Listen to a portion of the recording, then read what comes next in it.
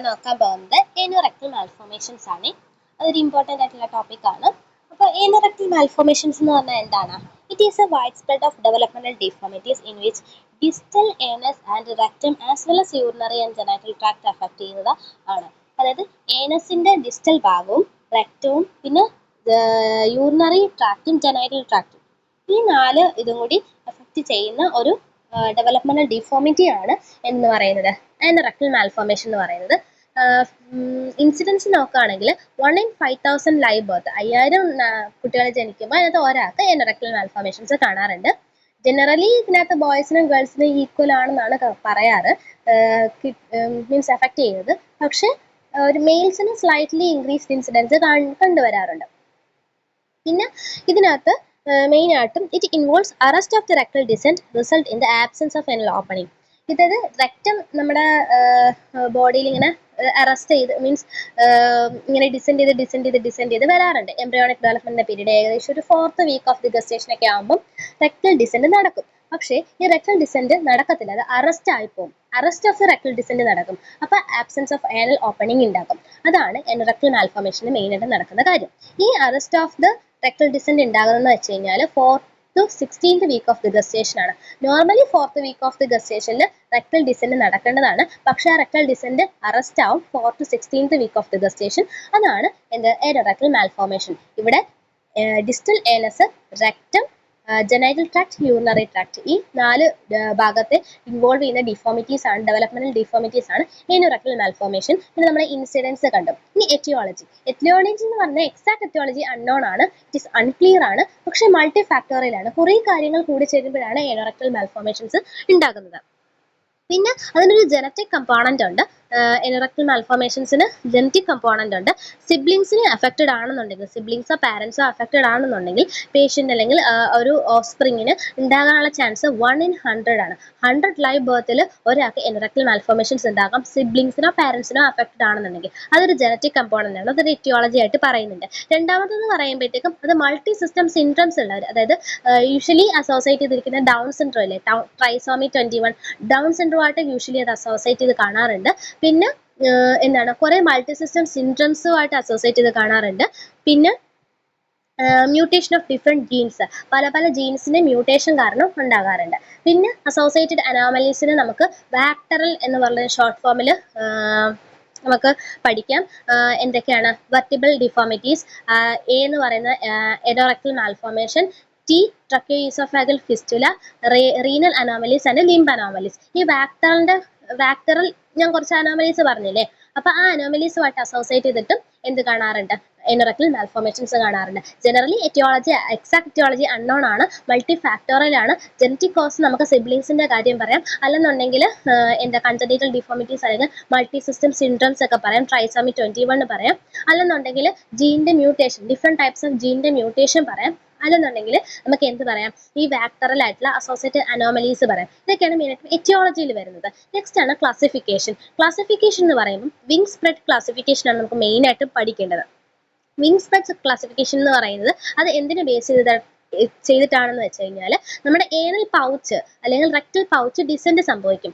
Already ഞാൻ പറഞ്ഞായിരുന്നു, rectal descend നടക്കും 4th week of the gestation. അപ്പം റെക്ടൽ പൗച്ചിന്റെ ഡിസെൻഡും ലിവേറ്റർ ആനി മസിൽസും ഇല്ലേ, അതിന്റെ രണ്ടിന്റെയും റിലേഷൻ അനുസരിച്ച് ആണ് നമ്മുടെ വിങ് സ്പ്രെഡ് എന്ന് പറയുന്ന സയന്റിസ്റ്റ് പുള്ളി ക്ലാസിഫൈ ചെയ്തിരിക്കുന്നത്. അപ്പം അതിനെ ഹൈ, ഇന്റർമീഡിയറ്റ്, ലോ 3ആയിട്ട് ഡിവൈഡ് ചെയ്തിട്ടുണ്ട്. ഹൈ എന്ന് പറയുന്നത് അതിന്റെ terminal end of the rectal പൗച്ചിന്റെ ഏറ്റവും താഴത്തെ ഭാഗം ലിവേറ്ററാനി മസിൽസിന്റെ മുകളിൽ നിൽക്കുകയാണെങ്കിൽ നമ്മൾ ഹൈ അനോമലി എന്ന് പറയും. ലിവേറ്ററാനി മസിൽസിന്റെ അതേ ലെവലിൽ തന്നെയാണ് റെക്ടൽ പൗച്ച് അല്ലെങ്കിൽ ഡിസ്റ്റൽ എൻഡ് ഓഫ് ദി അല്ലെങ്കിൽ terminal end of the rectal pouch നിൽക്കുന്നതെങ്കിൽ നമ്മൾ അതിനെ ഇന്റർമീഡിയറ്റ് അനോമലി എന്ന് പറയും. ഇനി ലിവേറ്ററാനി മസിൽസിന്റെ താഴെയാണ് ഈ ഒരു റെക്ടൽ പൗച്ചിന്റെ ടെർമിനൽ എൻഡ് നിൽക്കുന്നതെങ്കിൽ നമ്മൾ എന്ത് പറയും? ലോ അനോമലി എന്ന് പറയും. അപ്പൊ ഇങ്ങനെ 3ആയിട്ട് തിരിക്കുന്നതിനാണ് മെയിനായിട്ട് വിങ് സ്പ്രെഡ് ക്ലാസിഫിക്കേഷൻ എന്ന് പറയുന്നത്. ഈ നമ്മുടെ ലിവേറ്ററാനി മസിൽസ് ആണ് മെയിനായിട്ടും കോണ്ടിനൻസ് അല്ലെന്നുണ്ടെങ്കിൽ ഈ ഒരു ബവൽ മൂവ്മെന്റ്സിന് ഹെൽപ്പ് ചെയ്യുന്ന മെയിൻ ആയിട്ടുള്ള ഒരു മസിൽ നമ്മുടെ ഈ ലിവേറ്ററാനി മസിലാണ്. നെക്സ്റ്റ് നമുക്ക് ആ വിങ് സ്പ്രെഡ് ക്ലാസിഫിക്കേഷൻ ഒന്നുകൂടെ നമുക്ക് എന്താണ് ഡീറ്റെയിൽ ആയിട്ട് നോക്കാം. ഹൈ അനോമലി മെയിൻ ആയിട്ടും വരുന്നത് മെയിൽസിൽ anorectal agenesis, recto prostatic urethral fistula, without fistula, rectal atresia. അപ്പം നമുക്ക് ഈ ഏനോറെക്ടൽ എജനസിസ് എന്തൊക്കെയാണെന്ന് നമുക്ക് നോക്കണ്ടേ. അപ്പം നമുക്ക് മെയിൻ ആയിട്ടും ഇതിനകത്ത് കുറേ ക്ലാസിഫിക്കേഷൻ പഠിക്കാനുണ്ട്. ഏനൽ അജനസിസ്, ഏനൽ അട്രേഷ്യ, അങ്ങനത്തെ കുറച്ച് കാര്യങ്ങൾ പഠിക്കാനുണ്ട്. അപ്പോൾ അതൊന്ന് നമുക്ക് നോക്കാം. Anal stenosis. First anal stenosis ആണ്. എന്താണ് ഏനൽ സ്റ്റീനോസിസ് എന്ന് പറയുന്നത്? നമ്മുടെ ഏനസിന്റെ ഭാഗത്ത് ഒരു സ്ട്രക്ചർ ഉണ്ടാകും. അതായത് ആ ഒരു ഓപ്പണിംഗ് കാണത്തില്ല, അവിടെ ഒരു സ്ട്രക്ചർ ഉണ്ടാകും. ഏകദേശം 1 to 4 centimetre above the anus ആയിരിക്കും. ഏനസിന്റെ 1 to 4 സെന്റിമീറ്റർ മുകളിൽ എന്തുണ്ടാകും? ഏനസിൽ ഒരു സ്ട്രക്ചർ കാണും. അതിനെയാണ് സ്റ്റീനോസിസ് എന്ന് പറയുന്നത്. സ്റ്റീനോസിസ് എന്ന് പറഞ്ഞാൽ എന്തെന്ന് അറിയാവോ? സ്റ്റീനോസിസ് എന്ന് പറയുന്നത് ഏതെങ്കിലും ഒരു ല്യൂമൻ അതങ്ങ് അടഞ്ഞു പോകുന്നതാണ് നമ്മൾ സ്റ്റീനോസിസ് എന്ന് പറയുന്നത്. അപ്പൊ ഏനൽ സ്റ്റീനോസിസ് എന്ന് പറയുന്നത് ആ ഏനൽ ല്യൂമൻ ഇല്ലേ, ആ ഏനൽ ഓപ്പണിംഗ് അതങ്ങ് സ്ട്രക്ചേർഡ് ആകുന്നു, അതായത് അതങ്ങ് അടഞ്ഞു പോകുന്നു. അവിടെ ഏനസിന്റെ ഒരു 1 to 4 സെന്റിമീറ്റർ എബോവില് ജസ്റ്റ് ഒരു സ്ട്രക്ചർ കാണും. അത് ചിലപ്പോൾ ഏനസിന്റെ എൻറ്റയർ ലെങ്ത്തിലും ആ ഒരു സ്ട്രക്ചർ കാണാൻ ചാൻസ് ഉണ്ട്. അപ്പൊ അതാണ് ഏനൽ സ്റ്റീനോസിസ് എന്ന് പറയുന്നത്. അടുത്താണ് ഏനൽ അട്രേഷ്യ. ഏനൽ അട്രേഷ്യ എന്ന് പറയുന്നത് ഏനൽ മെംബ്രെയിൻ കാരണം എന്തുണ്ടാകുന്നു? പെർസിസ്റ്റന്റ് ഏനൽ ഒബ്സ്ട്രക്ഷൻ ഉണ്ടാകുന്നു. അതാണ് ഏനൽ അട്രേഷ്യ എന്ന് പറയുന്നത്. അവിടെ ഒരു ഒബ്സ്ട്രക്ഷൻ, ആ ഓപ്പണിംഗ് എന്ന് പറയുന്നത് അതൊന്നും ക്ലോസ് ആയിട്ട് ഉണ്ടാവില്ല, പക്ഷെ അവിടെ ഒബ്സ്ട്രക്ഷൻ ആണ് ഉണ്ടാവാറ്. ഏനൽ അട്രേഷ്യ എന്ന് പറയുന്നത് ഒബ്സ്ട്രക്ഷൻ ആണ് ഡ്യൂ ടു പെർസിസ്റ്റന്റ് ആയിട്ടുള്ള ഏനൽ മെംബ്രെയിൻ. അവിടെ പെർസിസ്റ്റന്റ് ആയിട്ടുള്ള ഏനൽ മെംബ്രെയിൻ ഇരിക്കുന്നത് കൊണ്ട് അവിടെ ഒരു ഒബ്സ്ട്രക്ഷൻ ഉണ്ടാകുകയാണ് ചെയ്യുന്നത് ഏനൽ അട്രേഷ്യയിൽ. അപ്പോൾ ഏനൽ സ്റ്റീനോസിസ് എന്താണെന്ന് പറഞ്ഞു, ഏനൽ അട്രേഷ്യ എന്താണെന്ന് പറഞ്ഞു. ഇനി അടുത്തതാണ് ഏനൽ അജനസിസ്. ഏനൽ അജനസിസ് എന്ന് പറഞ്ഞു കഴിഞ്ഞാൽ ഇംപെർഫറേറ്റ് ഏനസ് ആയിരിക്കും. അതായത് ഏനസിന്റെ ഭാഗത്ത് അവിടെ ഓപ്പണിംഗ് ഉണ്ടാവില്ല, എന്നാൽ അത് പ്ലെയിൻ ആയിട്ടും അല്ല, അവിടെ ഒരു ഡിമ്പിൾ അല്ലെങ്കിൽ അവിടെ ഒരു കുഴി കാണാൻ പറ്റും. ഏനസിന്റെ ഭാഗത്ത് ഒരു ഇംപെർഫറേറ്റ് ഏനസ് ആയിരിക്കും, അതായത് അവിടെ ഓപ്പണിംഗ് ഉണ്ടാവില്ല, പക്ഷെ ഒരു ഡിമ്പിൾ കാണും. അവിടെ റെക്ടൽ പൗച്ച് എന്ന് പറയുന്നത് ബ്ലൈൻഡ്ലി എൻഡ് ആകും, ഏനസുമായിട്ട് കണക്ഷൻ ഉണ്ടാവില്ല. അതായത് നോർമലി നമ്മുടെ റെക്ടവും ഏനസും തമ്മിൽ എന്താണ് ഡിഫറൻസ് മീൻസ് അതിനെ തമ്മിൽ വേർതിരിക്കുന്ന ഒരു മെംബ്രെയിൻ ഉണ്ട്. ആ membrane usually 4th week of the gestation അല്ലെങ്കിൽ 7th week of the gestation ആകുമ്പോൾ ആ മെംബ്രെയിൻ പൊട്ടിയിട്ട് നമ്മുടെ ഏനസും റെക്ടവും തമ്മിൽ ഒരു സിംഗിൾ ആയിട്ടുള്ള കണ്ടിന്യൂസ് ല്യൂമൻ ആയിട്ട് മാറും. പക്ഷേ ആ മെംബ്രെയിൻ അവിടെ ബ്രേക്ക് ആവുന്നില്ല, ആ ഒരു കണ്ടിന്യൂസ് ല്യൂമൻ ഫോം ചെയ്യുന്നില്ല എന്നുണ്ടെങ്കിലാണ് ഏനോറെക്ടൽ മാൽഫോർമേഷൻ നമ്മൾ ഉണ്ടാകുന്നത്. അത് നമ്മൾ പത്തോഫിസിയോളജിക്കകത്ത് കുറച്ചുകൂടി ഡീറ്റെയിൽ ആയിട്ട് നോക്കും. അപ്പോൾ അങ്ങനെ ആ ഒരു മെംബ്രെയിൻ അവിടെ ഇരിക്കുന്ന സമയത്ത് എന്തുണ്ടാകും? റെക്ടൽ പൗച്ചും അല്ലെങ്കിൽ റെക്ടവും ഏനസും തമ്മിലൊരു കണ്ടിന്യൂസ് ആയിട്ടുള്ള ഒരു ല്യൂമൻ ഉണ്ടാത്തപ്പോൾ എന്തുണ്ടാകും? അതാണ് ഇംപെർഫറേറ്റ് ഏനസ് എന്ന് പറയുന്നത്. എന്നിട്ട് റെക്ടം എന്താണ് ഏനസുമായിട്ട് ഒരു കണ്ടിന്യൂസ് അല്ലെങ്കിൽ കണ്ടിന്യൂസ് ആയിട്ടുള്ള ഒരു ഓപ്പണിംഗ് ഉണ്ടാക്കാതെ റെക്ടം വേറൊരു ഏരിയയുമായിട്ട് എന്തുണ്ടാക്കും? ഫിസ്റ്റുല ഫോം ചെയ്യും. അതാണ് ഏനൽ എജനസിസ് എന്ന് പറയുന്നത്. ഏനൽ എജനസിസ് എന്ന് പറയുമ്പോൾ ഇംപെർഫറേറ്റ് ആയിട്ടുള്ള ഏനസ് ആയിരിക്കും, പക്ഷേ there is a presence of dimple ഉണ്ടാകും, അവിടെ ഒരു ഡിമ്പിൾ ഉണ്ടാകും. അതിൻ്റെ റെക്ടൽ പൗച്ച് ബ്ലൈൻഡ്ലി ആണ് എൻഡ് ആകുന്നത്. ഏനസുമായിട്ട് ഒരിക്കലും ഇതാവത്തില്ല, കണ്ടിന്യൂസ് ല്യൂമൻ ഫോം ചെയ്യത്തില്ല. Rectal pouch end blindly above the anus. ഏനസിന്റെ മുകളിൽ റെക്ടൽ പൗച്ച് ഇങ്ങനെ ബ്ലൈൻഡ്ലി എൻഡ് ആകും. എന്നിട്ട് ഫിസ്റ്റുല ഫോം ചെയ്യും റെക്ടസ് വേറൊരു ഏരിയ ആയിട്ട്. അതാണ് ഏനൽ അജനസിസ് എന്ന് പറയുന്നത്. അടുത്ത റെക്ടൽ അട്രേഷ്യ. റെക്ടൽ അട്രേഷ്യ എന്ന് പറയുമ്പോൾ നോർമൽ ആയിട്ടുള്ള ഏനസ് ഒക്കെയാണ്, ഏനൽ പൗച്ച് ആണ്, പക്ഷേ റെക്ടൽ പൗച്ച് എൻഡ് ചെയ്യുന്നത് ഹോൾ ഓഫ് ദ സേക്രം ആയിരിക്കും. നമ്മൾ ഒബിജിയിൽ ഹോൾ ഓഫ് ദ സേക്രം ഒക്കെ പഠിക്കാറുണ്ട്, അല്ലെങ്കിൽ അനാട്ടമിയിൽ നമ്മൾ ഹോൾ ഓഫ് ദ സേക്രം പഠിക്കാറുണ്ട് അല്ലേ. അപ്പം സേക്രത്തിന്റെ അവിടെ ഒരു കൊഴിവുണ്ട്, അതിനെ വിളിക്കുന്നതാണ് ഹോൾ ഓഫ് ദ സേക്രം. അപ്പോൾ ആ സേക്രത്തിന്റെ കുഴിയിലായിരിക്കും റെക്ടൽ പൗച്ച് പോയി എൻഡ് ചെയ്യുന്നത്. നോർമൽ ഏനസ് ഒക്കെ നോർമൽ ആയിരിക്കും, ഏനസിന്റെ സ്ട്രക്ചറും ഏനൽ പൗച്ചും ഒക്കെ നോർമൽ ആയിരിക്കും, പക്ഷേ റെക്ടൽ പൗച്ച് പോയി എൻഡ് ചെയ്യുന്നത് ഹോൾ ഓഫ് ദ സേക്രത്തിലായിരിക്കും. അതാണ് റെക്ടൽ അട്രേഷ്യ എന്ന് പറയുന്നത്. അപ്പോൾ നമ്മൾ anal stenosis, anal അജനസിസ്, anal atresia, പിന്നെന്താണ് റെക്ടൽ അട്രേഷ്യ, ഇത്രയാണ് പഠിച്ചത്. ഇനി അടുത്തത് റെക്ടോ പെരിനിയൽ ഫിസ്റ്റുല. റെക്ടോ പെരിനിയൽ ഫിസ്റ്റുല എന്ന് പറഞ്ഞാൽ എന്തായിരിക്കും? അപ്പോൾ എടുത്തുണ്ട് ഒരു റെക്ടവും പെരിനിയവും തമ്മിൽ അബ്നോർമൽ ആയിട്ടുള്ള connection, abnormal connection between rectum and perineum, അതാണ് റെക്ടോ പെരിനിയൽ ഫിസ്റ്റുല. ഇനി റെക്ടോ വജൈനൽ ഫിസ്റ്റുല എന്തായിരിക്കും? റെക്ടവും വജനയും തമ്മിൽ അബ്നോർമൽ ആയിട്ടുള്ള കണക്ഷൻ ഉണ്ടാകുന്നു. നെക്സ്റ്റ് ഒരു വേർഡ് പഠിക്കാനുള്ള ക്ലയാക്കയാണ്. ക്ലയാക്ക എന്ന് പറഞ്ഞു കഴിഞ്ഞാൽ എന്താണ്? എംബ്രിയോണിക് ആയിട്ടുള്ള സ്ട്രക്ചറാണ്. ഈ ക്ലോയക്ക എന്ന് പറഞ്ഞ എംബ്രിയോണിക് സ്ട്രക്ചറിൽ നിന്നാണ് 7th വീക്ക് ഓഫ് ദ ഗസ്റ്റേഷനിൽ എന്ത് വരുന്നത്? നമ്മുടെ റെക്ടൽ പൗച്ചും ഏനൽ ഓപ്പണിങ്ങും ജെനൈറ്റ യൂറിനറി സിസ്റ്റവും ഒക്കെ ഡെവലപ്പ് ആകുന്നത്. ഓക്കെ, അപ്പോൾ ഇതാണ് മെയിൻ ആയിട്ട് നമുക്ക് പഠിക്കുന്ന ടേംസ്. ഇനി നമുക്ക് ക്ലാസിഫിക്കേഷനിലേക്ക് വരാം. നമ്മൾ വിങ് സ്പ്രെഡ് ക്ലാസിഫിക്കേഷനിലേക്കാണ് വന്നത്. High, intermediate and low anomaly. High anomaly എന്തൊക്കെയാണ്? നമ്മൾ നേരത്തെ പഠിച്ച ഏനോറെക്ടൽ അജനസിസ് ഉണ്ടല്ലോ, നമ്മൾ ഏനൽ എനോറക്ടൽ അജനസിസ് ഉണ്ടല്ലോ, അപ്പൊ അത്, പിന്നെ റെക്ടോ പ്രോസ്റ്റാറ്റിക് യുറീത്രൽ ഫിസ്റ്റുല, റെക്ടവും പ്രോസ്റ്റേറ്റും യുറീത്രയും തമ്മിൽ എന്തുണ്ടാകും, ഫിസ്റ്റുല ഫോം ചെയ്യും. ഇനി വിത്തൗട്ട് ഫിസ്റ്റുല, അവിടെ റെക്ടോ പ്രോസ്റ്റാറ്റിക് യുറീത്രൽ ഫിസ്റ്റുല ഇല്ലാതെ ഉണ്ടാകുന്നത്. പിന്നെ റെക്ടൽ അട്രേഷ്യ, നമ്മൾ പഠിച്ചായിരുന്നല്ലോ, നോർമൽ ആയിട്ടുള്ള ഏനസ് ആയിരിക്കും, ഏനൽ പൗച്ച് ഒക്കെ ആയിരിക്കും, പക്ഷേ റെക്ടൽ പൗച്ച് ബ്ലൈൻഡ്ലി എൻഡ് ആകും in the hole of the sacrum, അതാണ് റെക്ടൽ അട്രേഷ്യ. നെക്സ്റ്റ് ഫീമെയിലേക്ക് വരുമ്പോഴത്തേക്കും ഏനോറക്ടൽ എജനസിസ് ഉണ്ട്. റെക്ടോ വജൈനൽ ഫിസ്റ്റുലയാണ്, റെക്ടോ പ്രോസ്റ്റാറ്റിക് യുറീത്രൽ ഫിസ്റ്റുലയാണ് മെയിൽസിനെങ്കിൽ റെക്ടോ വജൈനൽ ഫിസ്റ്റുലയാണ് ഫീമെയിൽസിൽ. വിത്തൗട്ട് ഫിസ്റ്റുലയും വരാം. പിന്നെ റെക്ടൽ അട്രേഷ്യ, അപ്പം മെയിൽസിനും ഫീമെയിൽസിനും ഏനോറക്ടൽ എജനസിസും ഉണ്ട്, റെക്ടൽ അട്രേഷ്യയും ഉണ്ട്. ഓക്കെ, ഏനോറക്ടൽ അജനസിസും ഉണ്ട്, റെക്ടൽ അട്രേഷ്യയും ഉണ്ട്. പക്ഷേ മെയിൽസിൽ റെക്ടോ പ്രോസ്റ്റാറ്റിക് യുറീത്രൽ ഫിസ്റ്റുലയാണെങ്കിൽ ഫീമെയിൽസിൽ റെക്ടോ വജൈനൽ ഫിസ്റ്റുലയായിരിക്കും. ഇനി അതാണ് ഹൈ അനോമലി എന്ന് പറയുന്നത്. ഇന്റർമീഡിയറ്റ് അനോമലി എന്ന് പറയുമ്പോഴത്തേക്കും റെക്ടോ ബൾബാർ യുറീത്രൽ ഫിസ്റ്റുലയായിരിക്കും. പിന്നെ ഏനൽ എജനസിസ് വിത്തൗട്ട് ഫിസ്റ്റുലയായിരിക്കും ആർക്കുണ്ടാകുക, മെയിൽസിന് ഉണ്ടാകുക. ഈ ഏനൽ എജനസിസ് വിത്തൗട്ട് ഫിസ്റ്റുല തന്നെ ഫീമെയിൽസിനും ഉണ്ട്. കൂടാതെ റെക്ടോ വെസ്റ്റിബുലാർ ഫിസ്റ്റുലയും റെക്ടോ വജൈനൽ ഫിസ്റ്റുലയും ആയിരിക്കും ഫീമെയിൽസിൽ ഉണ്ടാകുക. റെക്ടോ ബൾബാർ യുറീത്രൽ ഫിസ്റ്റുല മെയിൽസിലും ഫീമെയിൽസിൽ റെക്ടോ വെസ്റ്റിബുലാർ ഫിസ്റ്റുലയും റെക്ടോ വജൈനൽ ഫിസ്റ്റുലയും ആയിരിക്കും ഫീമെയിൽസിൽ കാണുന്നത്. രണ്ടുപേർക്കും കോമൺ ആയിട്ട് ഏനൽ അജനസിസ് വിത്തൗട്ട് ഫിസ്റ്റുല ഉണ്ടായിരിക്കും. മറ്റേടത്ത് ഏനോറക്ടൽ അജനസിസ് ആയിരുന്നു, ഇവിടെ ഏനൽ അജനസിസ് വിത്തൗട്ട് ഫിസ്റ്റുലയാണ്. ഇനി അടുത്തത് ലോ അനോമലി. ലോ അനോമലി വരുമ്പോഴത്തേക്കും ഏനോ ക്യൂട്ടേനിയസ് ഫിസ്റ്റുല അത് രണ്ടുപേർക്കും ഉണ്ട്, ഏനൽ സ്റ്റീനോസിസും രണ്ടുപേർക്കും ഉണ്ട്. പിന്നെ ഫീമെയിൽസിന് എക്സ്ട്രാ ഉള്ളത് ക്ലോയാക്കൽ മാൽഫോർമേഷൻ ആണ്. പിന്നെ ഏനോ വെസ്റ്റിബുലാർ ഫിസ്റ്റുലയുമാണ്. ഏനോ വെസ്റ്റിബുലാർ ഫിസ്റ്റുലയും ക്ലോയാക്കൽ മാൽഫോർമേഷനുമാണ് ഫീമെയിൽസിന് എക്സ്ട്രാ ഉള്ളത്. രണ്ടുപേർക്കും ഉള്ളത് ഏനോ ക്യൂട്ടേനിയസ് ഫിസ്റ്റുലയും ഏനൽ സ്റ്റീനോസിസുമാണ്. ഓക്കെ, അപ്പം നമുക്കൊന്ന് ഒന്നുകൂടെ ഒന്ന് സമ്മപ്പ് ചെയ്യാം. ഈ ക്ലാസിഫിക്കേഷൻ വളരെ ഇമ്പോർട്ടൻ്റ് ആണ്. Wingspread classification according to the level of the rectal pouch, descent of the rectal pouch and the relation with the levator ani muscles ആണ് അതിന് തമ്മിൽ ക്ലാസിഫൈ ചെയ്തിരിക്കുന്നത്. High anomaly, intermediate anomaly, low anomaly. High അനോമലിയിൽ മെയിൽസിനും ഫീമെയിൽസിനും common ആയിട്ടുള്ളത് ഏനോ rectal എജനസിസും ഉണ്ട്, rectal atresia ഉണ്ട്. ഓക്കെ, ഏനോറക്ടൽ എജനസിസും റെക്ടൽ അട്രേഷ്യ ഉണ്ട്. മെയിൽസിന് റെക്ടോ പ്രോസ്റ്റാറ്റിക് യുറീത്രൽ ഫിസ്റ്റുലയും വിത്തൗട്ട് ഫിസ്റ്റുലയും, മറ്റവർക്ക് റെക്ടോ വജൈനൽ ഫിസ്റ്റുലയും വിത്തൗട്ട് ഫിസ്റ്റുലയാണ് ഉള്ളത്. ഇനി ഇന്റർമീഡിയറ്റ് അനോമലിയിൽ രണ്ടുപേർക്കും കോമൺ ആയിട്ട് വരുന്നത് ഏനൽ എജനസിസ് വിത്തൗട്ട് ഫിസ്റ്റുലയാണ്. മെയിൽസിനാണെങ്കിൽ റെക്ടോ ബൾബാർ യുറീത്രൽ ഫിസ്റ്റുലയും, ഫീമെയിൽസ് ആണെങ്കിൽ റെക്ടോ വെസ്റ്റിബുലാർ ഫിസ്റ്റുലയും റെക്ടോ വജൈനൽ ഫിസ്റ്റുലയാണ് മെയിനായിട്ടും വരിക. ലോ അനോമലി എന്ന് പറയുമ്പോഴത്തേക്കും മെയിൽസിനും ഫീമെയിൽസിനും ഏനോ ക്യൂട്ടേനിയസ് ഫിസ്റ്റുലയും ഏനൽ സ്റ്റീനോസിസും ഉണ്ട്. പിന്നെ ഫീമെയിൽസിന് എക്സ്ട്രാ ഉള്ളത് ഏനോ വെസ്റ്റിബുലാർ ഫിസ്റ്റുലയും ഏനൽ ക്ലയാക്കൽ മാൽഫോർമേഷനുമാണ് ഉള്ളത്. ഓക്കെ, അപ്പോൾ നിങ്ങൾക്ക് കോഴ്സ് ഒക്കെ അറിയാന്നുണ്ടെങ്കിൽ ഒന്ന് കമൻറ്റ് ചെയ്യുക. എനിക്ക് ഇത്രയേ അറിയുള്ളൂ. അപ്പോൾ എക്സ്ട്രാ നിങ്ങൾക്ക് എന്തെങ്കിലും മീൻസ് ഇത് പഠിക്കാൻ എളുപ്പമുണ്ടെന്നുണ്ടെങ്കിൽ നിങ്ങൾ പറയാം.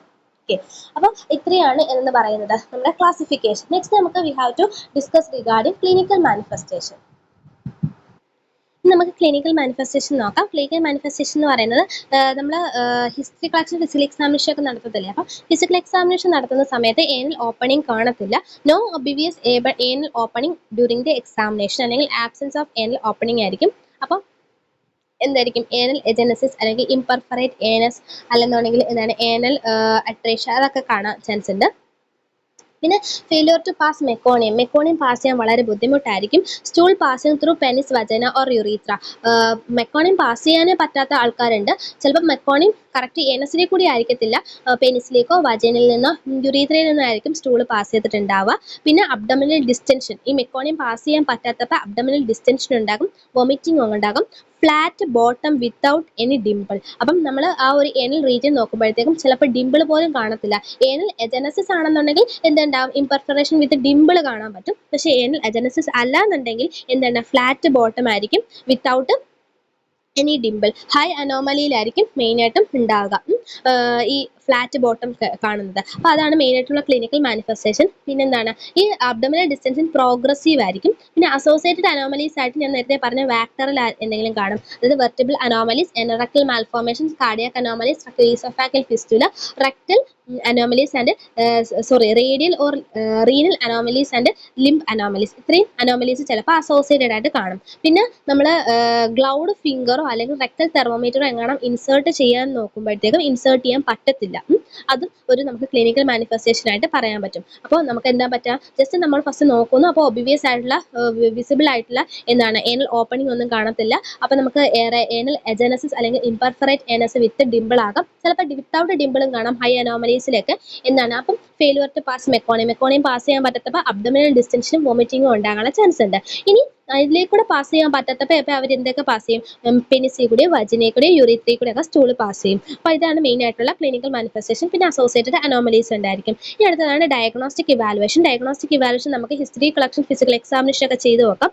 ഹിസ്റ്ററി കളക്ഷനകത്ത് ഏതെങ്കിലും family history of anal rectal malformations ഉണ്ടോ, അതുപോലെ തന്നെ കുട്ടിക്ക് എന്തെങ്കിലും ക്രോമസോമൽ അബ്നോർമാലിറ്റീസ് ഉണ്ടോ, കാര്യങ്ങളൊക്കെ ചോദിക്കുക. അത് കാണുമ്പോൾ തന്നെ മനസ്സിലാവും. അല്ലെങ്കിൽ നമ്മൾ ചോദിക്കുക ഹിസ്റ്ററി കളക്ഷൻ സമയത്ത്. ഡീറ്റെയിൽ ആയിട്ടുള്ള ഫാമിലിയിൽ ഹിസ്റ്ററി ഫോക്കസ് ചെയ്തുകൊണ്ട് നമ്മൾ എന്ത് ചെയ്യുക, ഹിസ്റ്ററി കളക്ട് ചെയ്യുക. നെക്സ്റ്റ് ഫിസിക്കൽ എക്സാമിനേഷൻ ആണ്. ഫിസിക്കൽ എക്സാമിനേഷൻ്റെ സമയത്ത് ലോക്കൽ പെരിനിയം എക്സാമിനേഷൻ നമ്മൾ ചെയ്യുന്ന സമയത്ത് എന്തെങ്കിലും ഒരു ഡിമ്പിൾ മാത്രമേ ഉള്ളൂ, അല്ലെങ്കിൽ ഓപ്പണിംഗ് ഒന്നും കാണുന്നില്ല എന്നുണ്ടെങ്കിൽ അത് നമുക്ക് ഉറപ്പിക്കാൻ പറ്റും. അല്ലെന്നുണ്ടെങ്കിൽ നമ്മൾ എന്ത് ചെയ്യുക, അവിടെ ഒരു ഓപ്പണിംഗ് ഒക്കെ ഉണ്ട്, അപ്പോൾ നമുക്ക് എനറക്ടൽ മാൽഫോർമേഷൻ ആണ് അറിയാൻ വേണ്ടിയിട്ട് നമ്മളൊരു ഗ്ലൗഡ് ഫിംഗറോ അല്ലെന്നുണ്ടെങ്കിൽ എന്താണ് റെക്ടൽ തെർമോമീറ്ററോ എന്ത് ചെയ്യുക, ഏനസിലേക്ക് ഇൻട്രൊഡ്യൂസ് ചെയ്യുക. ആ പ്രസൻസ് ഓർ ആബ്സെൻസ് ഓഫ് ആ ഒരു നമുക്കൊരു ഒബ്സ്ട്രക്ഷൻ ഫീൽ ചെയ്യാനോ പറ്റും. ഇനി no anal opening in the പെരിനിയത്തിനകത്ത് നമ്മൾ നോക്കുമ്പോൾ ഏനൽ ഓപ്പണിംഗ് ഒന്നും കാണത്തില്ല. With or without fistula to എന്താണ് നമ്മളെ ഫിസില ഉണ്ടോ, വിത്ത് ഓർ വിത്തൗട്ട് ഫിസിലയാണ് നമ്മൾ നോക്കും. പിന്നെ ഏനൽ ഓപ്പണിംഗ് ചിലപ്പോൾ നോർമൽ സൈറ്റിൽ കാണാൻ പറ്റും, പക്ഷേ സ്റ്റീനോട്ടിക് ആയിരിക്കും, ഷോർട്ട് ആയിരിക്കും, അല്ലെങ്കിൽ ബ്ലൈൻഡ് എൻഡിങ് ആയിരിക്കും. അബ്നോർമൽ ആയിട്ടുള്ള സൈറ്റ് ഓപ്പണിംഗ് ആയിരിക്കും. അതായത് നമ്മൾ നോർമലി ഏനൽ ഓപ്പണിംഗ് കാണുന്ന സ്ഥലത്തായിരിക്കത്തില്ല എന്ത് ചെയ്യുക, ഏനൽ ഓപ്പണിംഗ് കാണുക. അത് പിന്നെ റീനൽ പെൽവിക് അല്ലെങ്കിൽ സ്പൈനൽ USG നമുക്ക് എടുത്ത് നോക്കാൻ പറ്റും. അപ്പോൾ റീനൽ, സ്പൈനൽ അല്ലെന്നുണ്ടെങ്കിൽ പെൽവിക് അൾട്രാസൗണ്ട് സ്കാനിങ് നമുക്ക് എടുത്ത് നോക്കാൻ പറ്റും. പിന്നെ നമുക്ക് എടുക്കാൻ പറ്റുന്നത് ഇൻവെട്രോഗ്രാം ആണ്. ഇൻവെട്രോഗ്രാം എന്ന് പറയുന്നത് നമ്മളിപ്പോൾ അങ്ങനെ പ്രോത്സാഹിപ്പിക്കാറില്ല. പണ്ട് കുട്ടികളിൽ എടുത്തിട്ടുണ്ടായിരുന്നതാണ്. കുട്ടികളെ തല തിരിച്ച് നിർത്തിയിട്ട് ഒരു എന്താണ് എക്സ്റേ പോലത്തെ ഒരു ഇതാണ് ഇൻവെട്രോഗ്രാം എന്ന് പറയുന്നത്. അബ്ഡോമിനൽ അൾട്രാസൗണ്ട് നമുക്ക് എടുക്കാൻ പറ്റും. പിന്നെ നമുക്ക് പറ്റുന്നതെന്ന് പറഞ്ഞു കഴിഞ്ഞാൽ എക്കോ കാർഡിയോഗ്രാം എടുക്കാൻ പറ്റും. പിന്നെ MRI സ്കാനിങ് ഒക്കെ ചെയ്യാൻ പറ്റും. പിന്നെ ക്രോസ് ടേബിൾ ലാറ്ററൽ എക്സ്റേ എന്ന് വെച്ച് കഴിഞ്ഞാൽ ഒരു ടേബിളിൽ എക്രോസ് ആയിട്ട് ഇങ്ങനെ ലാറ്ററൽ ആയിട്ട് കുട്ടീനെ കിടത്തുക, എന്നിട്ട് നമ്മൾ എക്സ്റേ എടുക്കുക. അതാണ് ക്രോസ് ടേബിൾ ലാറ്ററൽ എക്സ്റേ എന്ന് പറയുന്നത്. അപ്പോൾ ഡയഗ്നോസിസ് നമ്മൾ ഹിസ്റ്ററി കളക്ഷൻ, ഫിസിക്കൽ എക്സാമിനേഷൻ പറഞ്ഞു. ലോക്കൽ പെരിനിയം എക്സാമിനേഷൻ ചെയ്യുമ്പോഴത്തേക്കും നോ പെരിനൽ ഓപ്പണിംഗ്, പിന്നെ റെക്ടൽ തെർമോമീറ്റർ ഇൻട്രൊഡ്യൂസ് ചെയ്ത് നോക്കുക. വിത്തൗട്ട് ഫിസ്റ്റുല അല്ലെന്നുണ്ടെങ്കിൽ നമുക്കൊരു റെസിസ്റ്റൻസ് ഫീൽ ചെയ്യും. പിന്നെ പിന്നെന്താണ് അബ്നോർമൽ ആയിട്ടുള്ള സൈറ്റ് ഓപ്പണിങ്, അതായത് നോർമലി ഏനൽ ഓപ്പണിംഗ് കാണുന്ന സൈറ്റിലായിരിക്കില്ല ഏനൽ ഓപ്പണിംഗ് കാണുക. പിന്നെ റെക്ടൽ, പെൽവിക് അല്ലെങ്കിൽ സ്പൈനൽ ആയിട്ടുള്ള അൾട്രാസൗണ്ട് സ്കാനിങ് നമ്മൾ എടുത്ത് നോക്കാം. അബ്നോർമൽ ആയിട്ടുള്ള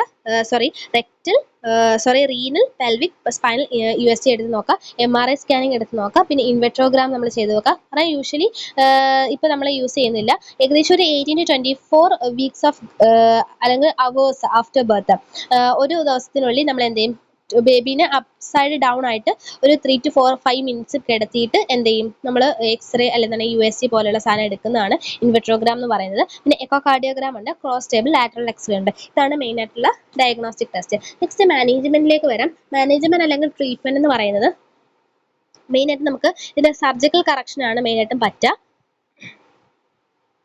അപ്പോൾ സർജിക്കൽ കറക്ഷൻ നമ്മൾ ചെയ്യുമ്പോഴത്തേക്കും നമുക്ക് ട്രീറ്റ്മെന്റ് എന്ന് പറയുന്നത് മെയിനായിട്ടും സർജിക്കൽ ട്രീറ്റ്മെന്റ് ആണ് നമ്മൾ ചെയ്യുന്നത്. ഫസ്റ്റ് നമ്മൾ based on the type and level അനുസരിച്ചാണ് നമ്മൾ സർജറി ചെയ്യുന്നത്. ഫസ്റ്റ് നമ്മൾ ഏതൊക്കെ ലെവലാണ്, ഏത് ടൈപ്പ് ആണെന്നുള്ളത് ഫസ്റ്റ് നമ്മൾ ഡിറ്റർമൈൻ ചെയ്യുക. അതിനുശേഷം നമ്മൾ എന്താ ചെയ്യുന്നതെന്ന് വെച്ച് കഴിഞ്ഞാൽ നമുക്ക് ലോ അനോമലി റിപ്പയർമെന്റ് എങ്ങനെയാണെന്ന് നോക്കാം. ഏത് അനോമലി ആയാലും, ലോ അനോമലി ആയാലും, ഹൈ അനോമലി ആയാലും, ഇന്റർമീഡിയറ്റ് അനോമലി ആയാലും ഫസ്റ്റ് നമ്മൾ ഏത് ടൈപ്പാണ്, ഏത് ലെവലാണെന്ന് ഫസ്റ്റ് നമ്മൾ ഡിറ്റർമൈൻ ചെയ്യണം. സെക്കൻഡ് സ്റ്റെപ്പ് എന്ന് പറയുന്നത് ആ പേഷ്യന്റിനെ എന്ത് ചെയ്യണം, NPO ഇടണം, നിൽ പെർ ഓറലി ഇടണം. എന്നിട്ട് IV ഫ്ലൂയിഡ് നമ്മൾ സ്റ്റാർട്ട് ചെയ്യണം. എന്നിട്ട് ഇഞ്ചക്ഷൻ വൈറ്റമിൻ K കൊടുക്കണം. എന്തിനാണ് ഇഞ്ചക്ഷൻ വൈറ്റമിൻ K കൊടുക്കുന്നത്? അത് ബ്ലഡ് കോയാഗുലേഷന് വേണ്ടിയിട്ട് സഹായിക്കാൻ വേണ്ടിയിട്ടാണ്. അപ്പോൾ ഇഞ്ചക്ഷൻ വൈറ്റമിൻ K കൊടുക്കുക. ഇത് നമ്മളൊരു 18 to 24 hours നമ്മൾ ഒബ്സർവേഷനിൽ കൊച്ചിനെ കിടത്തുക.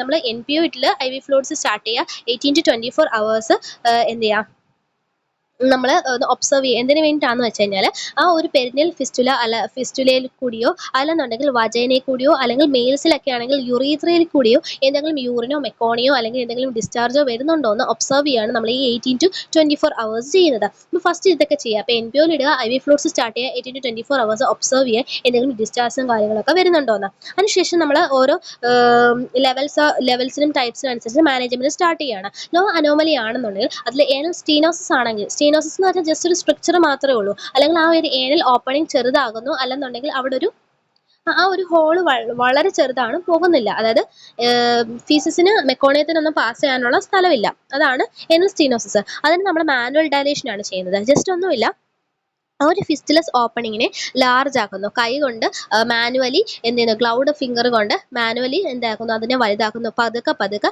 ഗ്രാജുവലി എന്ത് ചെയ്യുന്നു, വലുതാക്കുന്നു. അതിൻ്റെ കൂട്ടത്തിൽ കുട്ടിക്ക് നമ്മൾ എന്ത് ചെയ്യുന്നു, സ്റ്റൂൾ സോഫ്റ്റ്നേഴ്സും അഡ്മിനിസ്റ്റർ ചെയ്യുന്നു. അപ്പോൾ പതുക്കെ പതുക്കെ ഗ്രാജുവലി എന്ത് ചെയ്യുന്നു, ഒരു ഓപ്പണിംഗ് വലുതായി സ്റ്റൂളിനെ പാസ് ചെയ്യത്തക്ക രീതിയിൽ വലുതായി വരുന്നു. അതാണ് ഏനൽ സ്റ്റീനോസിസിന് നമ്മൾ ചെയ്യുന്ന മാനേജ്മെന്റ് മാനുവൽ ഡയലേഷൻ ആണ്. അത് ലോ അനോമലിയിലായിരിക്കും മെയിനായിട്ടും വരിക. അതിൻ്റെ കറക്റ്റ് സർജറി ചെയ്യണമെന്നുണ്ടെങ്കിൽ നമ്മൾ കറക്റ്റ് സർജറി ചെയ്യുന്നത് പോസ്റ്റീരിയർ സജൈറ്റൽ ഏനോപ്ലാസ്റ്റി ആണ്. Posterior sagittal anoplasty, PSAP, posterior sagittal anoplasty ആണ് നമ്മൾ ചെയ്യുന്നത്. ഈ പോസ്റ്റീരിയർ സജൈറ്റൽ ഏനോപ്ലാസ്റ്റി ചെയ്യുന്നതിന് മുന്നേ നമ്മൾ എന്ത് ചെയ്യും, ഫസ്റ്റ് ഒരു കൊളോസ്റ്റമി ഇടും. കൊളോസ്റ്റമി ഇട്ടിട്ട് നമ്മൾ ആ ഒരു ഫീസസിനെ എന്ത് ചെയ്യും, അതിൻ്റെ പാസേജിനെ ഒന്ന് ഡൈവേർജ് ചെയ്തിട്ട് കൊളോസ്റ്റമി ഇട്ടതിന് ശേഷം പോസ്റ്റീരിയർ സജൈറ്റൽ ഏനോപ്ലാസ്റ്റി ചെയ്യും. പോസ്റ്റീരിയർ സജൈറ്റൽ ഏനോപ്ലാസ്റ്റി അതൊരു കറക്റ്റ് സർജറിയാണ്. അപ്പോൾ ഫിസ്റ്റുല ഓപ്പൺ ചെയ്തിട്ട് അതിനെ കറക്റ്റ് സൈഡിലേക്ക് മൂവ് ചെയ്യുന്നതാണ് പോസ്റ്റീരിയർ സജൈറ്റൽ ഏനോപ്ലാസ്റ്റി. അപ്പോൾ സക്സസ്ഫുൾ ആയിട്ടുള്ള ഈ സർജറിക്ക് ശേഷം നമ്മൾ എന്ത് ചെയ്യും, ഈ ഒരു കൊളോസ്റ്റമി നമ്മൾ അങ്ങ് ക്ലോസ് ചെയ്യും. അങ്ങനെയാണ് ചെയ്യുന്നത്. ഇനി പോസ്റ്റ് ഓപ്പറേറ്റീവ്ലി നമ്മൾ എന്ത് ചെയ്യും, സ്റ്റൂൾ സോഫ്റ്റ്നസ് കൊടുക്കും, പിന്നെ ആന്റിബയോട്ടിക്സും കൊടുക്കും, ഇൻഫെക്ഷൻ പ്രിവെന്റ് ചെയ്യാൻ വേണ്ടിയിട്ട്. ഓപ്പറേഷൻ കഴിഞ്ഞ് 2 വീക്സിന് ശേഷം നമ്മൾ എന്ത് ചെയ്യും, ഈ ഒരു നമ്മൾ നേരത്തെ സ്റ്റീനോസിസിന് ചെയ്ത അതേ മാനേജ്മെന്റ് തന്നെ മാനുവൽ ഡയലേഷൻ ഗ്രാജുവലി നമ്മൾ 6 months to 1 year വരെ എന്ത് ചെയ്യും, മാനുവൽ ഡയലേഷൻ ഗ്രാജുവലി ചെയ്തുകൊണ്ടേയിരിക്കും. അപ്പൊ എന്താണ്, ഓപ്പണിങ് പതുക്കെ വലുതാവുകയും ചെയ്യും. ഇതിന് എക്സലന്റ് പ്രോഗ്നോസിസ് ആണ് കണ്ടുവരുന്നത്. ഇനി ഫീമെയിൽസിൽ വെസ്റ്റിബുലാർ ഫിസ്റ്റുല ഉള്ള ഫീമെയിൽസ് ആണെങ്കിൽ നമ്മൾ ചെയ്യുന്നത് സിംഗിൾ സ്റ്റേജ്ഡ് ആയിട്ടുള്ള പ്രൊസീജിയർ ആണ്. അത് ആന്റീരിയർ സജൈറ്റൽ ഏനോറെക്ടോപ്ലാസ്റ്റി ആണ് ചെയ്യുന്നത്. മറ്റേത് ആന്റീരിയർ സജൈറ്റൽ ഏനോപ്ലാസ്റ്റി മാത്രമേ ചെയ്തുള്ളൂ. ഇവിടെ ആന്റീരിയർ സജൈറ്റൽ ഏനോറെക്ടോപ്ലാസ്റ്റി ആണ് ഫീമെയിൽസിൽ നമ്മൾ ചെയ്യുന്നത്. ഇത് 2 സ്റ്റെപ്പ് പ്രൊസീജിയർ അല്ല. ആന്റീരിയർ സജൈറ്റൽ ഏനോറെക്ടോപ്ലാസ്റ്റി ഒരു സിംഗിൾ സ്റ്റെപ്പ് പ്രൊസീജിയർ ആണ്.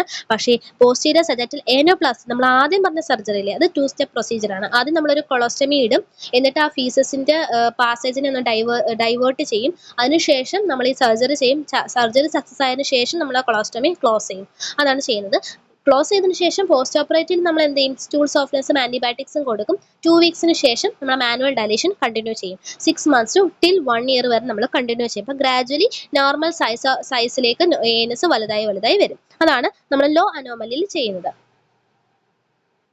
നമ്മൾ ലോ അനോമലിയുടെ മാനേജ്മെന്റ് പറഞ്ഞു. ഇനി അടുത്ത ഹൈ അനോമലി ആണെങ്കിൽ നമ്മൾ ലോ അനോമലി നമ്മൾ 2 സ്റ്റേജ് റിപ്പയർ അല്ലെന്നുണ്ടെങ്കിൽ 1 സ്റ്റേജ് റിപ്പയർ ഒക്കെയാണ് ലോ അനോമലിയിൽ ചെയ്തത് അല്ലേ. മാനുവൽ ഡയലേഷൻ അല്ലെന്നുണ്ടെങ്കിൽ പോസ്റ്റീരിയർ സജൈറ്റൽ ഏനോറെക്ടോപ്ലാസ്റ്റി ജസ്റ്റ് കൊളോസ്റ്റമി ചെയ്തിട്ട് അങ്ങ് ചെയ്യായിരുന്നു ചെയ്തത്. പക്ഷേ ഹൈ അനോമലി ആണെങ്കിൽ നമ്മൾ 3 സ്റ്റേജ് പ്രൊസീജിയർ ആയിട്ടാണ് ചെയ്യുന്നത്. ഫസ്റ്റ് ഡേ ഓഫ് ദ ലൈഫിൽ നമ്മളൊരു 18 to 24 hours നമ്മൾ ഒബ്സർവ് ചെയ്യുന്നു പറഞ്ഞില്ലേ. ആ ഒബ്സർവ് ചെയ്തതിന് ശേഷം ഫസ്റ്റ് തന്നെ നമ്മൾ എന്ത് ചെയ്യും, കൊളോസ്റ്റമി അങ്ങ് ഇടും. എന്നിട്ട് കുട്ടിക്ക് ഒരു 3 മാസം ആകുന്ന സമയത്ത് അല്ലെങ്കിൽ ഒരു 5 കിലോ വെയിറ്റ് കുട്ടിക്ക് ആകുന്ന സമയത്ത് നമ്മൾ എന്ത് ചെയ്യുന്നത്, ഡെഫിനിറ്റീവ് സർജറി നമ്മൾ ചെയ്യുന്നത്. അതുവരെ നമ്മൾ കൊളോസ്റ്റമി ഇട്ട് അഡ്ജസ്റ്റ് ചെയ്യുക ചെയ്യുന്നത്. അപ്പോൾ അതിനുശേഷം അപ്പോൾ ഡെഫിനിറ്റീവ് സർജറി എന്ന് പറയുന്നത് പോസ്റ്റീരിയർ സജൈറ്റൽ ഏനോറെക്ടോപ്ലാസ്റ്റി തന്നെയാണ്. അപ്പോൾ നമ്മൾ ആ കൊളോസ്റ്റമി ഇട്ടതിന് ശേഷം നമ്മൾ ആദ്യം കുട്ടിക്ക് കൊളോസ്റ്റമി ഇടും. ഒരു 3 മാസം വെയിറ്റ് ചെയ്യും. കുട്ടിക്ക് 5 കിലോഗ്രാം വെയിറ്റ് ആകുന്ന സമയത്ത് പോസ്റ്റീരിയർ സജൈറ്റൽ ഏനോറെക്ടോപ്ലാസ്റ്റി ചെയ്യും.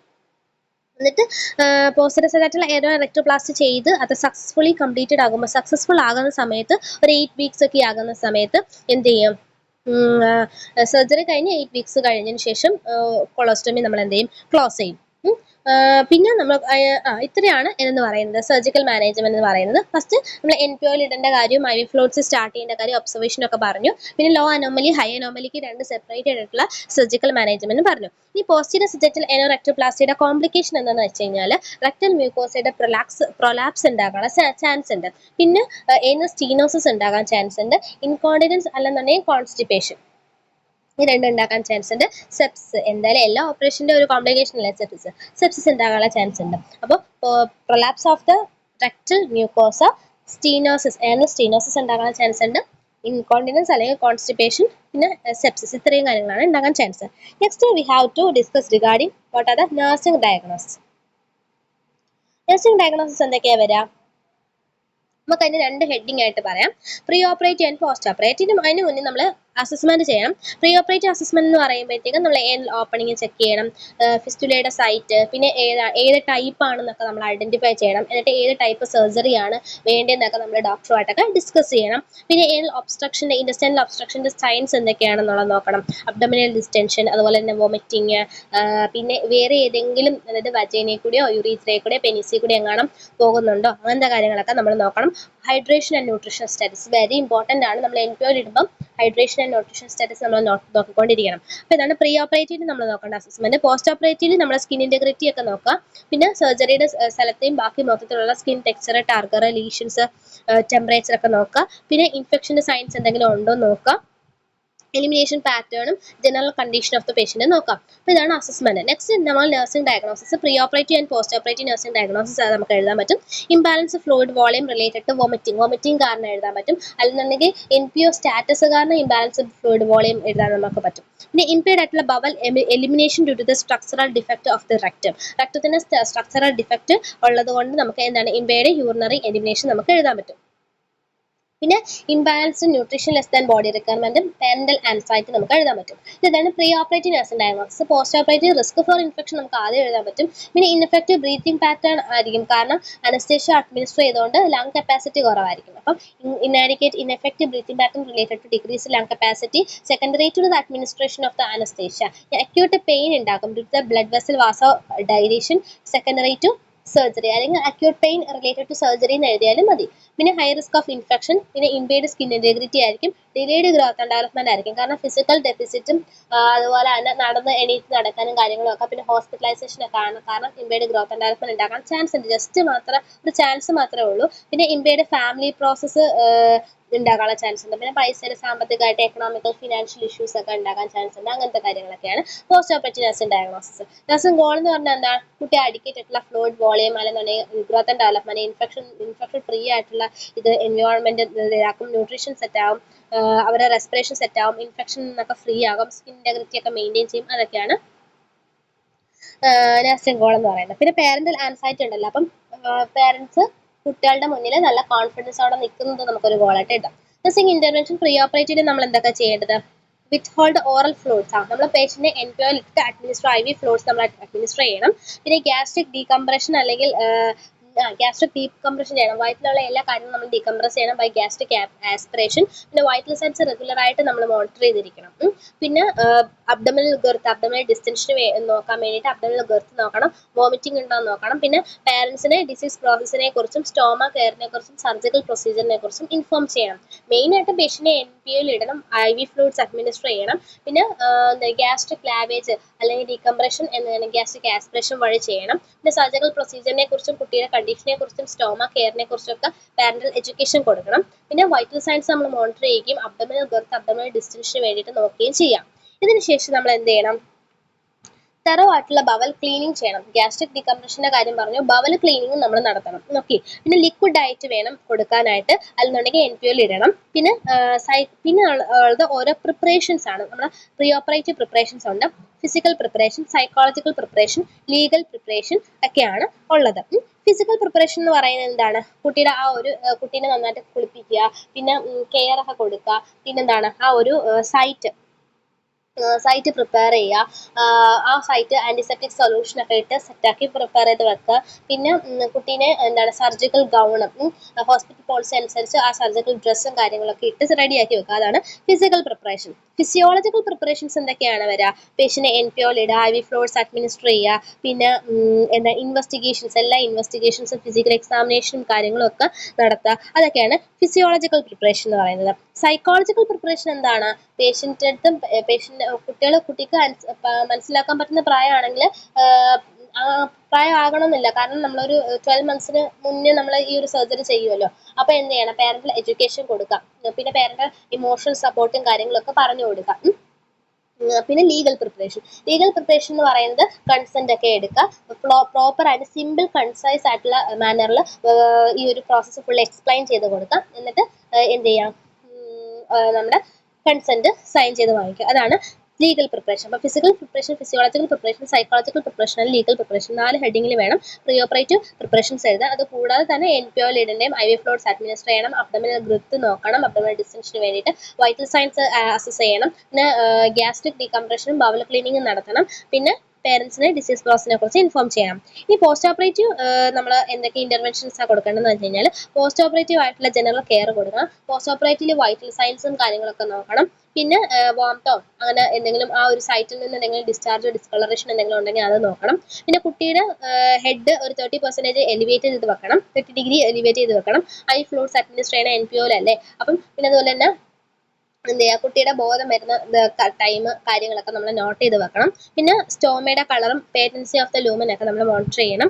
പിന്നെ എന്താണ് യൂറിനറി കെച്ചിച്ചർ എന്തെങ്കിലും ഉണ്ടെങ്കിൽ അത് മിനിമം ഒരു വീക്കിലേക്ക് വേണ്ടി മാത്രമേ നമ്മൾ യൂറിനറി കെച്ചിച്ചർ ഇടാവൂ. അത് കഴിഞ്ഞിട്ട് എന്താണ് നോർമൽ ആയിട്ടുള്ള യൂറിനറി പാസേജിന് വേണ്ടിയിട്ട് പ്രോത്സാഹിപ്പിക്കുക. പിന്നെ എങ്ങനെയൊക്കെയാണ് കോൺസ്റ്റിപ്പേഷൻ പ്രിവെന്റ് ചെയ്യാൻ വേണ്ടിയിട്ട് കുട്ടിക്ക് കൊടുക്കേണ്ട ഫുഡിന്റെ കാര്യം, പിന്നെ കുട്ടീൻ്റെ ഫിസിക്കൽ എക്സസൈസിന്റെ കാര്യമൊക്കെ പാരൻസിനെ എഡ്യൂക്കേറ്റ് ചെയ്ത് കൊടുക്കുക. പിന്നെ കുട്ടീനെ എപ്പോഴും ലാറ്ററൽ പൊസിഷനിൽ കിടത്താനായിട്ട് ശ്രദ്ധിക്കുക. കാരണം എന്ന് വെച്ച് കഴിഞ്ഞാൽ ആ ഒരു ഭാഗത്ത് കംപ്രഷൻ വരാതിരിക്കാൻ വേണ്ടി. പിന്നെ ഡോണ്ട് സിറ്റ് ഇൻ ദ പെരിനിയത്തിൽ ഇരിക്കുക, അതായത് ബാക്ക് നമ്മൾ നോർമലി ഇരിക്കുന്ന രീതിയിൽ ഇരിക്കാതിരിക്കാൻ വേണ്ടി അവരുടെ അടുത്ത് പറഞ്ഞു കൊടുക്കുക. ലാറ്ററൽ പൊസിഷനിൽ മാക്സിമം കിടക്കാൻ നോക്കുക, റൈറ്റ് ആൻഡ് ലെഫ്റ്റ് ലാറ്ററൽ പൊസിഷനിൽ. പിന്നെ സ്റ്റൂൾ സോഫ്റ്റ്നസ് അഡ്മിനിസ്റ്റർ ചെയ്യുക. പിന്നെ കോൺസ്റ്റിപ്പേഷൻ പ്രിവെന്റ് ചെയ്യാനായിട്ട് ഫൈബർ റിച്ച് ആയിട്ടുള്ള ഡയറ്റും കാര്യങ്ങളൊക്കെ കൊടുക്കാനായിട്ട് പറയാം. പിന്നെ പെയിൻ മെഡിക്കേഷൻ ഒക്കെ പ്രിസ്ക്രൈബ് ചെയ്ത രീതിയിൽ പെയിൻ ഉണ്ടെങ്കിൽ മാത്രം കഴിക്കാനായിട്ട് പറയാം. പിന്നെ നോൺ ഫാർമക്കോളജിക്കൽ പെയിൻ റിലീഫിംഗ് തെറാപ്പീസ് അല്ലെങ്കിൽ ടെക്നിക്സ് പറഞ്ഞു കൊടുക്കുക. എങ്ങനെയാണ് ഏനൽ ഡയലേഷൻ, മാനുവൽ ഡയലേഷൻ ചെയ്യേണ്ടതെന്ന് എന്ത് ചെയ്യുക, പേരൻസിനെ പഠിപ്പിച്ചു കൊടുക്കുക. പിന്നെ ബവൽ സൗണ്ട്സ് നമ്മൾ എപ്പോഴും മോണിറ്റർ ചെയ്തുകൊണ്ടിരിക്കുക. ബവൽ സൗണ്ട്സ് ഹേർഡ് ചെയ്ത് തുടങ്ങിയാൽ മാത്രമേ നമുക്ക് എന്ത് ചെയ്യാൻ പറ്റത്തുള്ളൂ, orally food and feeds start ചെയ്യാൻ പറ്റത്തുള്ളൂ. പിന്നെ നമ്മൾ എന്ത് ചെയ്യുക, സൈൻസ് ഓഫ് ഇൻഫെക്ഷൻസ് മോണിറ്റർ ചെയ്തുകൊണ്ടിരിക്കുക. ഓക്കെ, അപ്പോൾ ഇത്രയാണ് മെയിൻ ആയിട്ടുള്ള post operative and pre operative interventions ഒക്കെ. അപ്പോൾ നമ്മൾ ഇന്ന് പഠിച്ചത് ഇൻഡസ്ട്രിയൽ ഒബ്സ്ട്രക്ഷൻ ആണ്. ഡെഫിനിഷൻ കണ്ടു, അതിന്റെ എറ്റിയോളജി കണ്ടു, ഇൻസിഡൻസ് ആൻഡ് പ്രിവലൻസ് കണ്ടു, പിന്നെ എന്താണ് പത്തഫിസിയോളജി നോക്കി, പിന്നെ വെയിൻ സ്പ്രെഡിന്റെ ക്ലാസിഫിക്കേഷൻ നോക്കി, ക്ലിനിക്കൽ മാനിഫെസ്റ്റേഷൻസ് നോക്കി.